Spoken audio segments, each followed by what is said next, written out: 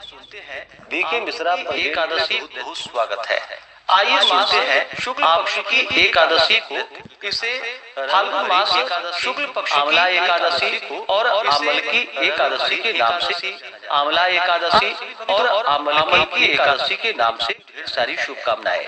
आप सभी के जीवन में की एकादशी में नारायण की कृपा, सारी शुभकामनाएं आप सभी के जीवन में तथा लक्ष्मी नारायण की कृपा हो। आमल की एकादशी के दिन इस दिन विशेष प्रकार से आमले वृक्ष, आमल की एकादशी के दिन इस दिन विशेष प्रकार से भगवान विष्णु माता लक्ष्मी भगवान विष्णु के प्रस्तुत करके भगवान विष्णु माता लक्ष्मी कथा श्रवण करना चाहिए। विष्णु के व्रत में नियमों का पालन करना चाहिए। कथा व्रत के करना चाहिए। व्रत में नियमों का पालन करके इस व्रत के पुण्य होते हैं। यह व्यक्ति के सभी प्रकार के पाप और ताप नष्ट होते हैं। यह पौत्रादिक प्रदायक व्रत है। इसे धारण करने से भक्तों की रक्षा, पौत्रादिक प्रदायक व्रत है। इसे धारण करने से भक्तों की रक्षा की प्राप्ति होती है। तो आइए सुनते हैं आमल की एकादशी की प्राप्ति होती है। अगर आइए सुनते हैं आमल की एकादशी व्रत की कथा। अगर आप एकादशी व्रत आदि के लिए देना चाहते हो तो आप अपने श्रद्धा और सामर्थ्य आदि के लिए देना डिस्क्रिप्शन में जाकर तो आप अपने श्रद्धा से गूगल सामर्थ्य के अनुसार या डिस्क्रिप्शन में जाकर के वहां से गूगल पे, फोन पे या अकाउंट नंबर के माध्यम से आप अपने श्रद्धा और सामर्थ्य के अनुसार हमें ब्राह्मण दक्षिणा प्रदान कर सकते हैं। तो आइए सुनते हैं आमल की एकादशी व्रत की कथा। तो बोलिए प्रेम से भगवान विष्णु की जय, माता लक्ष्मी की जय, भगवान परशुराम की जय, एकादशी माता की जय, सर्वदेवी देवता की जय। कथा के अनुसार एक समय अयोध्या नरेश महाराज मानधाता ने अपने कुलगुरु महर्षि वशिष्ठ जी से पूछा कि हे भगवान, कोई अत्यंत उत्तम और अनुपम फल देने वाले व्रत के इतिहास का वर्णन कीजिए जिसके सुनने से मेरा कल्याण हो। महर्षि वशिष्ठ जी ने कहा कि हे राजन, हम आपके सम्मुख आमल की नामक एकादशी के व्रत का महात्म्य वर्णन करते हैं। ध्यान पूर्वक सुनो। प्राचीन काल में एक वैदिक नाम का नगर था। वहाँ के राजा चंद्रवंशावतंस महाराज चित्ररथ थे, जो परम वैष्णव नारायण के अनन्य भक्त थे। उनके राज्य की सारी प्रजा प्रत्येक मास की समस्त एकादशियों का व्रत और नियम विधि पूर्वक किया करती थी। यहाँ तक कि वहाँ की पशु एवं पक्षी भी एकादशी के दिन आहार नहीं करते थे। इस प्रकार महाराज चित्ररथ धर्म और न्याय युक्त राज्य करके अपनी प्रजा की सेवा किया करते थे। एक समय की बात है कि महाराज चित्ररथ अपनी सारी प्रजा सहित फाल्गुन शुक्ल आमल की नाम की एकादशी के व्रत का उद्यापन करने के निमित्त ग्राम के बाहर उपवन में एक सरोवर के किनारे कुंभ स्थापित कर छत्र, उपाहन, पंचरत्न, गंध, धूप, दीप और नैवेद्य से धात्री का पूजन करने लगे, यानी कि आंवले वृक्ष का पूजन करने लगे और कहा कि हे जामदग्ने एकादशी, हे रेणुका नंदन, फाल्गुन मास की छाया में पक्ष की एकादशी को मुक्ति एवं मुक्तिदाता भरी एकादशी, आंवला एकादशी और आमल की एकादशी के नाम से सर्व पापों को नाश करने वाली धात्री आमल की एकादशी नमस्कार है। सारी शुभकामनाएं तुम मेरे सभी को ग्रहण करो और पापों को नष्ट करो। आप सभी को सभी राजा अपनी प्रजा सहित जागरण करता रहा। आमल की एकादशी संयोग से एक महाप्रकार से याद भी, जो कि वन में मार्ग भूल गया था, के भगवान विष्णु माता का प्यासा एवं हुआ विष्णु के पास पहुंचा।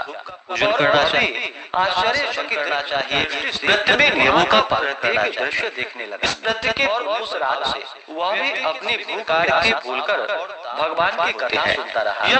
यद्यपि उस व्याध का कार्य पाप कर्म एवं पौत्रादिक प्रदायक व्रत है, इसे धारण करने से उसने प्रेम पूर्वक भगवान की पूजा देखी। अंत में दूसरे दिन प्रातः काल के व्रत का पारायण कर सभी आइए सुनते हैं आमल की एकादशी व्रत की कथा। प्रसन्नता अगर आप एकादशी व्रत कुछ दिन बाद जब वह व्याध मरा तो उस अज्ञात के लिए के पुण्य प्रभाव से उसने जयंती नगरी में राजा विदुर के घर पुत्र होकर जन्म लिया। उसका नाम वसुरथ पड़ा। पिता के मरने के बाद वसुरथ ही उस नगरी का स्वामी हुआ और अत्यंत न्यायपूर्वक धर्म संयुक्त राज्य करने लगा। उसके राज्य में समस्त प्रजा अत्यंत सुखी और समृद्धवान थी।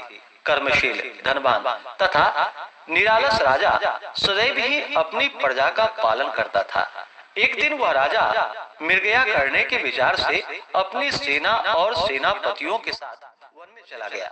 संयोगवश एक मृग का पीछा करते हुए वह अपने सभी साथियों से अलग होकर एक महाभयानक जंगल में जाकर फंस गया। भूख और प्यास से व्याकुल हो एक वट वृक्ष के नीचे बैठकर विश्राम करने लगा। सुंदर, शीतल और स्वच्छ वायु के झकोरे ने शीघ्र ही उसको निद्रा देवी की गोद में डाल दिया। राजा सभी सुध बुध भूलकर अचेत हो गया। उसी समय वहां पर बहुत से जंगली डाकुओं का दल आ पहुंचा और राजा को सोता हुआ देखकर नाना प्रकार के दुर्वाक्यों को कहता हुआ राजा को मारने के लिए झपटा और एक साथ ही राजा पर अनेक प्रकार के सहस्त्रों अस्त्रों से प्रहार कर दिया। परंतु आश्चर्य का विषय तो यह था कि राजा के शरीर पर किसी भी अस्त्र का घाव भी नहीं हुआ और न राजा को कुछ मालूम ही हुआ। तब दुष्ट और भी कुपित हुए और हजारों की संख्या में राजा पर टूट पड़े। उसी समय राजा के शरीर से एक अत्यंत तेजोमयी सुंदरी हाथ में कृपाण लिए हुए निकली। उसको देखते ही दुष्टों के हाथ पैर ढीले हो गए। जो जहाँ था वह वहीं पर खड़ा रह गया। वह सुंदरी पैतरे बदलती हुई भगवती चंडी के समान समस्त दुष्ट मंडली को एकादशी अंतर ध्यान हो गई। फाल्गुन मास शुक्ल पक्ष की एकादशी से राजा की निद्रा एकादशी, आमला एकादशी और आमल की एकादशी के नाम से चारों ओर के कोलाहल एवं आमल की एकादशी राजा की निद्रा भंग बनाए। उसने जो ही आंख खोलकर देखा, नारायण जो ही उसे सभी लाशों की ढेर दिखाई पड़ने लगी। आमल की एकादशी के दिन ने मेरी रक्षा प्रकार से इन दुष्टों को किसने मारा है?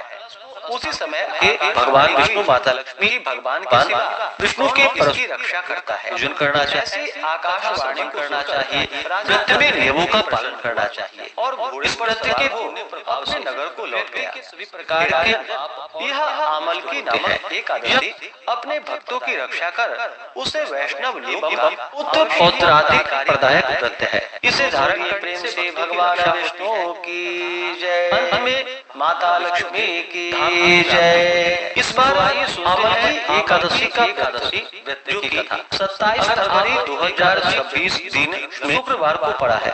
एकादशी तिथि प्रारंभ समय 26 फरवरी 2026 दिन गुरुवार रात्रि 12:34 और एकादशी तिथि की जो समाप्ति है वह 27 फरवरी 2026 दिन शुक्रवार रात्रि 10:34 पे एकादशी तिथि की समाप्ति है। तो सूर्योदय व्यापनी के अनुसार 27 फरवरी को व्रत है। व्रत पारण के लिए कहा गया है। व्रत का पारण द्वादशी तिथि में और हरिवासर समाप्त होने के बाद करना चाहिए। तो द्वादशी तिथि प्रारंभ समय 27 फरवरी 2026 दिन शुक्रवार रात्रि 10:35 और द्वादशी तिथि की समाप्ति 28 फरवरी को रात्रि 8:44 पे द्वादशी तिथि की समाप्ति है। हरिवासर की समाप्ति 28 फरवरी की सुबह 4:07 से पहले ही हरिवासर की समाप्ति है।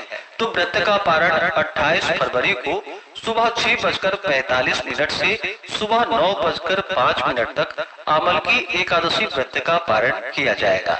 इस व्रत का पारण गोदधना पारणम यानी कि गाय के दूध के दही से व्रत का पारण है। यह संभव ना हो तो आप जल, फल, तुलसी दल या फिर आंवले से व्रत का पारण संपन्न करें।